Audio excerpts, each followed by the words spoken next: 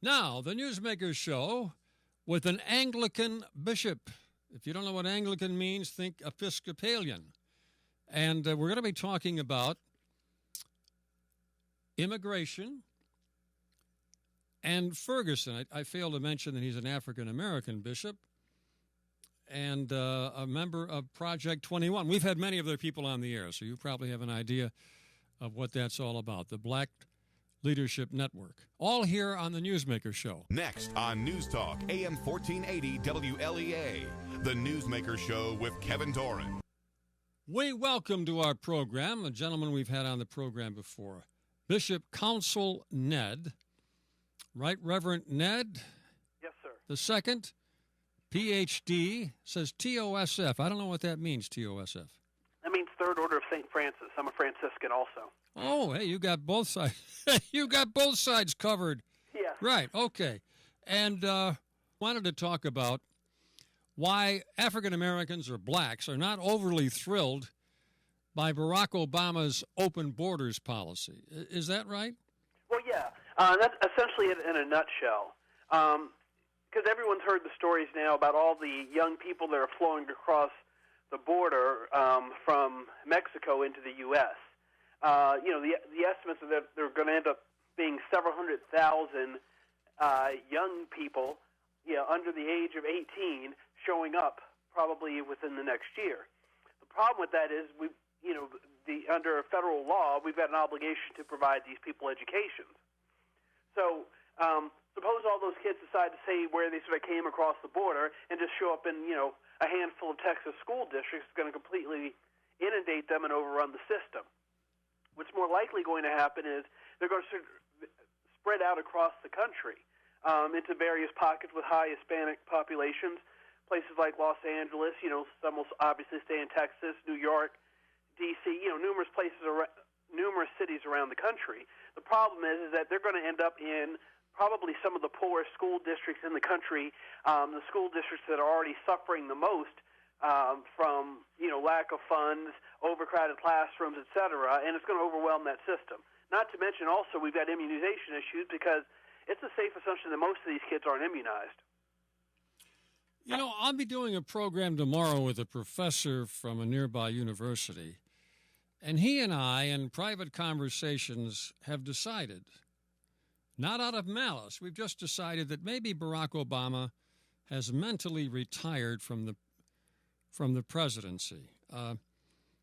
That's one explanation. The other one is he's doing exactly what he wanted to do, namely fill this country with illegals who happen to vote Democrat. That would be a boost for his party. But also that the whole country is kind of taking it right on the chops under this guy. Right. What is your view, Bishop? Well, I don't necessarily disagree with what you and your friend have sort of come up with. Because if you think about it this way, the guy can't be reelected again. He's got nothing to lose. And, I don't know that he was necessarily prepared for the job in the first place. I think he thought, he was thrust into the national spotlight. He knew he could win the election. He did win the election and didn't really have a real plan for what he was going to do once in this office, other than to just say, oh, wow, it's pretty cool being the president of the United States. And, yeah, it's a good deal, right. Well, it really is. It really is, if you can get it. I'll just digress a moment, Bishop. I had a guy on the air, I don't know, a year or so ago, and he said, this guy never even ran a candy store. I said, I've got it. We'll go to Chicago, find someone who's run a successful candy store. I don't care how bright or dumb he is, just say, hey, pal, how would you like to have unlimited vacations, make a lot of money, and have jets at the disposal of you and your wife and kids? Come follow me, buddy. You could be the president. Huh? Right? Who wouldn't take that job? If I found myself in that position, I'd be all over it. Now, you served as the you served on Capitol Hill, am I right, at one time? I did. I worked for 3 different members of Congress while I was there. May I ask who they were? Yeah, so Roscoe Bartlett from Maryland, who's now retired, Dick Chrysler from Michigan, who's also now retired. He was a one-termer. And then Bill Klinger from State College, Pennsylvania. I served on the Government Reform and Oversight Committee when he was the chairman. All right. And you are, in fact, you're just outside, but State College, Pennsylvania, where the university is, right? Right. Okay, now let's talk about the fact that many African Americans or blacks, whatever the term is you're most comfortable with, are not happy about the immigrants coming across the border who may take potential jobs away from them. Is that also a concern?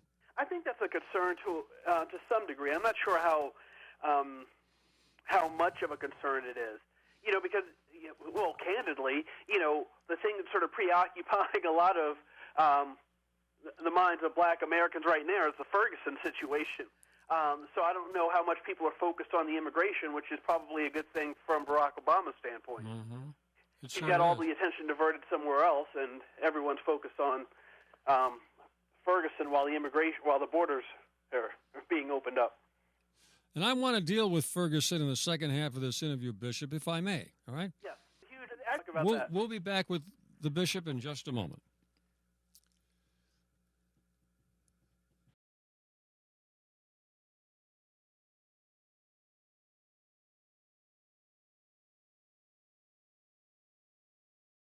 Bishop Counsel Ned, an Anglican bishop, I would say Episcopalian. Tell me the difference. Well, essentially, what that means in this day and age is people that identify essentially as Episcopalians are, quote-unquote, members of, quote, what's called the Episcopal Church in the United States. It used to be known as the ECUSA, the Episcopal Church in the United States. Now it's just the Episcopal Church. They tend to be very liberal, very left-leaning. People who identify themselves as Anglicans tend to be theologically conservative and also consequentially socially conservative.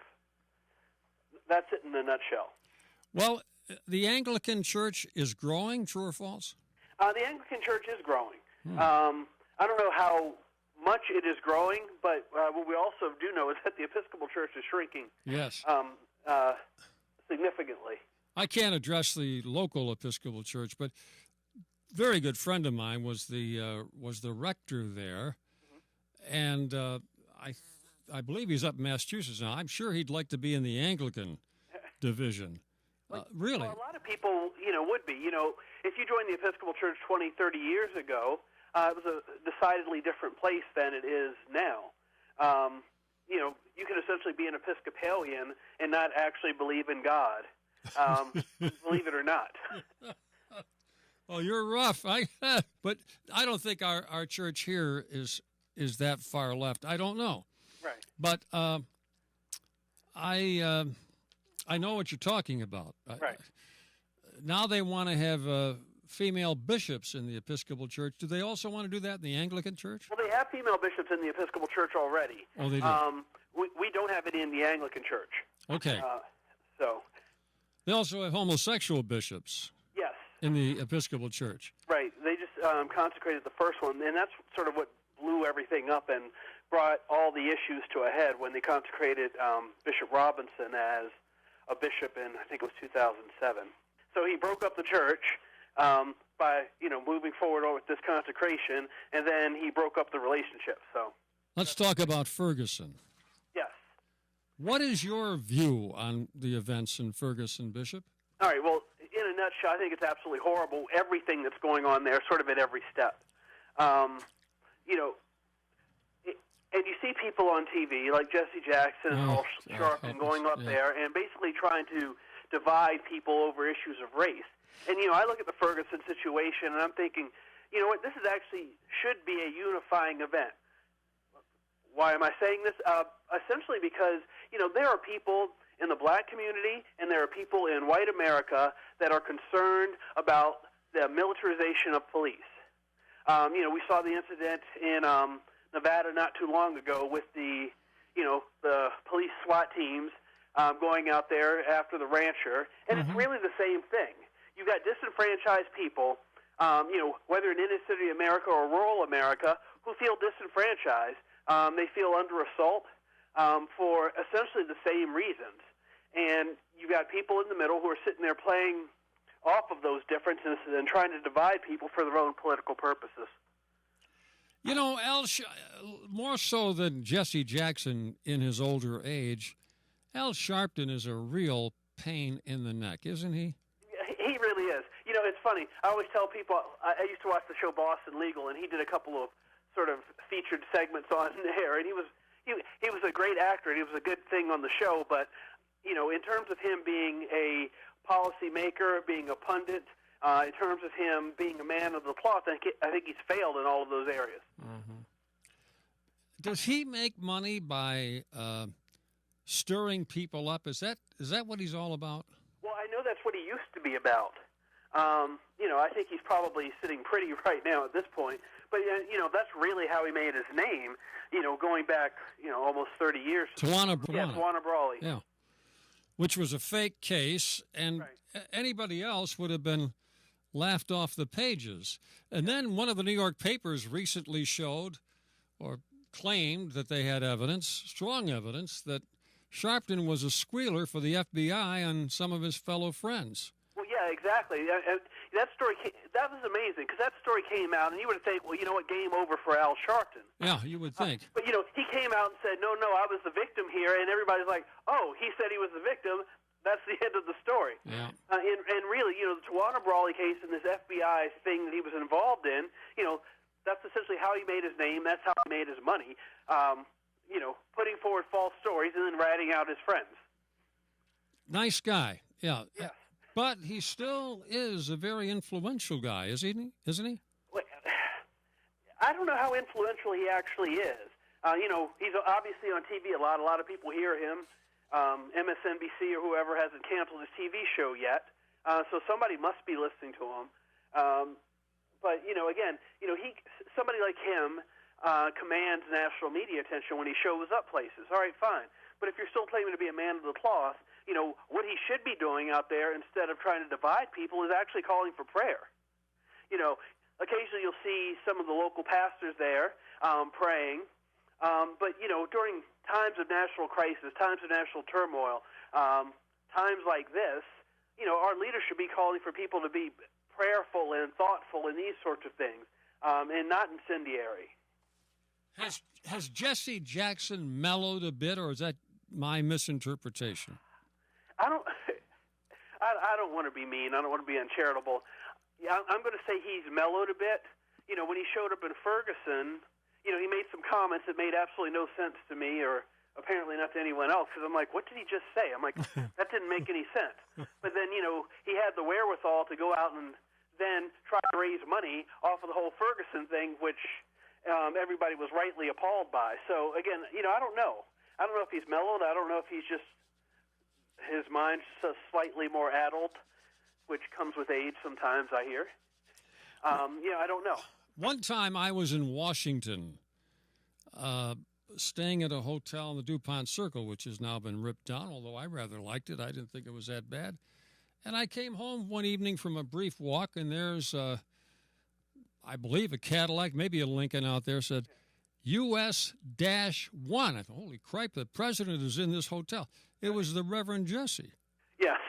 Yeah, because there was a long period of time where he was the quote-unquote shadow senator for Washington, D.C. But that was something he made himself. There's no such thing as the shadow senator. Well, there is no such thing, but he was actually on the ballot in Washington, D.C., believe it or not. Oh, dear. Yeah. Well, he made a lot of money on all of this, one way or the other. And I think Reverend Dr. Martin Luther King would not be pleased with what Jesse's done with his life. No, I don't think so either. And, I think it's a really sad situation because his son, Jesse Jackson Jr., who was in Congress for a long time from Illinois, he and I are about the same age. We grew up sort of in the same circles in Washington, D.C. Mm-hmm. And, he's now, I believe, serving his prison sentence for corruption. And, I think it's horrible. And, I don't know that the best example was set because, he's from a wealthy family. Jesse Jackson might have been poor at one point in his life, but it hasn't been for a very long time. No. And I think that's incredibly sad. No, and Dr. King wasn't in it for the money either, that's for sure. Now, let's go back to Ferguson for a moment and Al Sharpton. Okay. Sharpton has said, Bishop, I'm talking with Bishop Counsel Ned, St. Albans Anglican Church near State College, PA, actually Pine Grove. I don't know that area that well, but I know where State College is. And Bishop, going back to Ferguson, and yes. He said, these are not his words, but this is what he said, absent a conviction of this cop, there's going to be trouble. If this guy is not indicted and not found guilty, we're going to burn this place down. That's essentially what he was saying. Right. What happens to the American system of justice if that's his attitude? Well, I mean, he's sort of setting up a scenario where, at the end of the day, if things don't go the way he wants, that he's, somehow coming out with this prophetic message about what's going to happen. But, truthfully, you and I both know what's happening. He's truly just inciting riots with that kind of language. He's setting up the scenario where if we don't get our way, then, there's going to be some huge upheaval. My concern is that he might be right. Well, he's right if we have more guys like him talking that way, that's for sure. Yeah. Well, yeah, you're absolutely right about that. But again, it goes back to, again, I think there's more things here that should actually be uniting people rather than dividing people. How would it unite people? Distrust of the government isn't something that's necessarily unique to the black community. Our time was Bishop Counsel Ned, Anglican bishop, pastor of the St. Albans Anglican Church, and he explained the difference between Anglican and Episcopalian. I was trying to throw it together for understanding purposes, but I was wrong. He made a very clear distinction. That's it for now. Stay tuned for more news and information. Tomorrow, Dr. Heinemann is here, and we're going to talk about whether or not Barack Obama has in fact retired from the presidency.